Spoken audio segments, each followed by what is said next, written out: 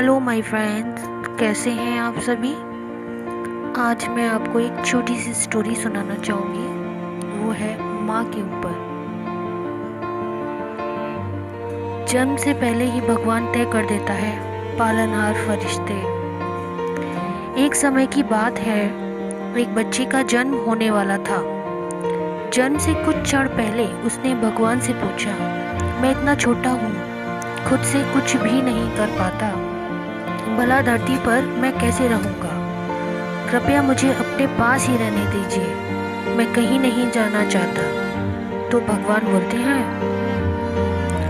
मेरे पास बहुत से फरिश्ते हैं, उन्हीं में से एक मैंने तुम्हारे लिए चुन लिया है, वो तुम्हारा ख्याल रखेगा। तो बच्चा बोलता है, पर आप मुझे बताइए, यहाँ स्वर्ग में मैं कुछ नहीं करता, बस गाता हूँ, मुस्कुराता हूँ, मेरे लिए खुश रहने के लिए इतना ही बहुत है। भगवान बोलते हैं, तुम्हारा फरिश्ता तुम्हारे लिए गाएगा, हर रोज तुम्हारे लिए मुस्कुराएगा भी, और तुम उसका प्रेम महसूस करोगे और खुश रहोगे। तो बच्चा बोलता है, जब वहाँ लोग मुझसे बात करेंगे तो मैं समझूंगा कैसे, मुझे तो उनकी भाषा नहीं आती।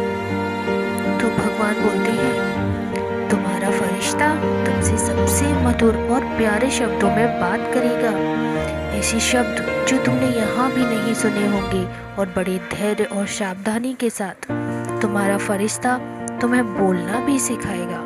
बच्चा बोलता है, और जब मुझे आपसे बात करनी हो तो मैं क्या करूँगा। तो भगवान बोले, तुम्हारा फरिश्ता तुम्हें हाथ जोड़कर प्रार्थना करना सिखाएगा, और तुम इस तरह मुझसे बात कर पाओगे। तो बच्चा बोलता है, मैंने सुना है धरती पर बुरे लोग भी होते हैं, उनसे मुझे कौन बचाएगा। तो भगवान बोलते हैं, तुम्हारा फरिश्ता तुम्हें बचाएगा, भले ही उसकी अपनी जान पर खतरा क्यों ना आ जाए। तो बच्चा बोलता है, लेकिन मैं हमेशा दुखी रहूंगा क्योंकि मैं आपको नहीं देख पाऊंगा। तो भगवान बोलते हैं, तुम इसकी चिंता बिल्कुल मत करो, तुम्हारा जो फरिश्ता है वो हमेशा तुमसे मेरे बारे में बात करेगा। तुम वापस मेरे पास कैसे आ सकते हो बताओ। उस वक्त स्वर्ग में असीम शांति थी, पर पृथ्वी से किसी के कराहने की आवाज आ रही थी। बच्चा समझ गया कि अब उसे जाना है, और उसने रोते रोते भगवान से पूछा, हे ईश्वर, अब तो मैं जाने वाला हूँ, कृपया मुझे इस फरिश्ते का नाम बता दीजिए।